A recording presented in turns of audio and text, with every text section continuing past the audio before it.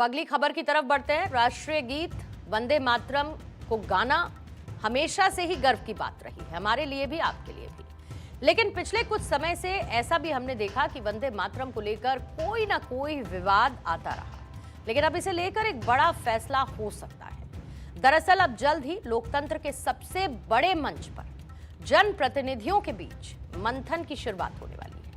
हम सब जानते हैं कि 20 जुलाई से यानी कि सोमवार से संसद का मॉनसून सेशन शुरू हो रहा है और माना यह जा रहा है कि इसमें केंद्र सरकार एक ऐसा बिल लाने की तैयारी में है जिसमें वंदे मातरम का अपमान करने या इसे गाने में बाधा पैदा करने वालों के लिए सजा का प्रावधान होगा। इस बिल को संसद में केंद्रीय गृह मंत्री अमित शाह पेश कर सकते हैं।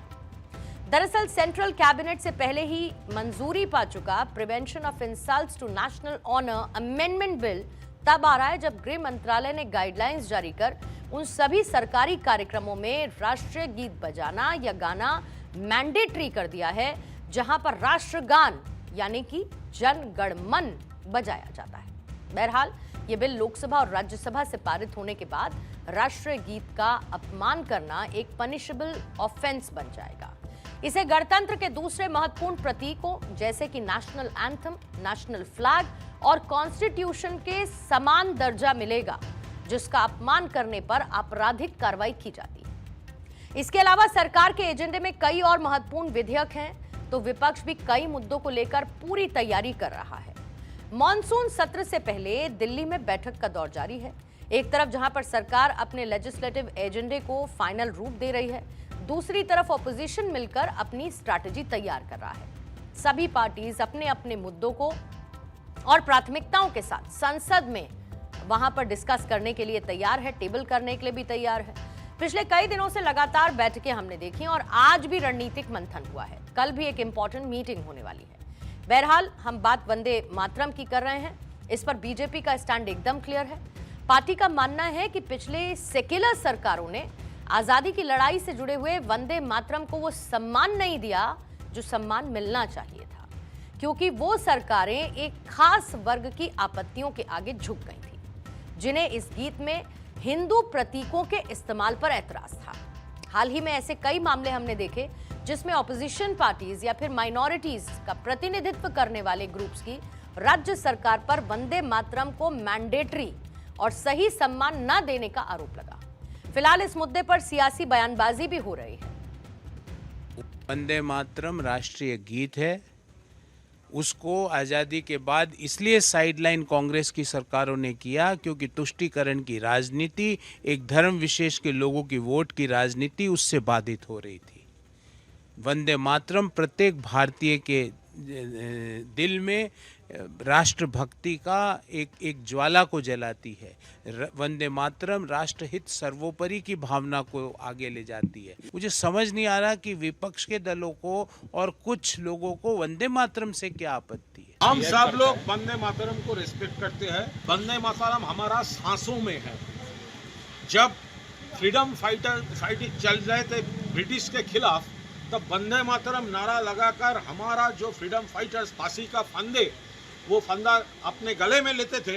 तो वंदे मातरम को रिस्पेक्ट करना हमको किसी से सीखना नहीं है। हम लोग वंदे मातरम को रिस्पेक्ट करते हैं। वंदे मातरम हमारा सांसों से। वंदे मातरम जिसको गाने से मेरा देश स्वतंत्र हुआ, वंदे मातरम जिसको गागा करके मेरे सीमा पर जान जोखिम में डाल करके और सर्वस्व न्यौछावर कर देते हैं, वंदे मातरम जिसको लेकर के आज देशवासी अपने आप को छाती चौड़ी करके गौरव से बोलता है, उससे लोगों को अपमान फील होता है।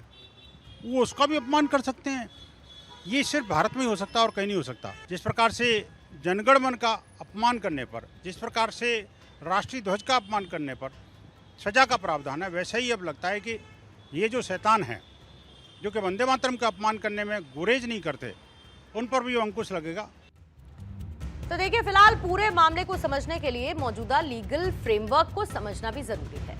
जैसे भारतीय संविधान के तहत जन गण मन जो कि हमारा नेशनल एंथम है और वंदे मातरम जो कि हमारा राष्ट्रीय गीत है, दोनों को ऐतिहासिक रूप से एक जैसा सम्मान मिला है।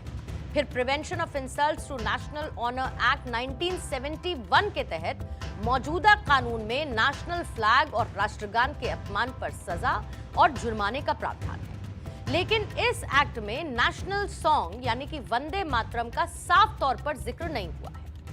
अब इसी लीगल लूपहोल या फिर अंतर को मिटाने के लिए सरकार इस नए अमेंडमेंट यानी कि संशोधन या फिर स्वतंत्र बिल पर विचार कर रही है। फिलहाल ये सरकार की एक इंटरनल प्लानिंग है और रणनीति का भी हिस्सा है, लेकिन जब तक बिल का ऑफिशियल ड्राफ्ट संसद के पटल पर नहीं रखा जाता तब तक इसके सटीक नियमों पर कुछ भी कहना जल्दबाजी होगी। लेकिन इतना तो तय है कि अगर ये बिल इस सेशन में आता है तो ये संसद के अंदर और बाहर एक हाई वोल्टेज ड्रामे और गंभीर बहस को जन्म दे सकता है।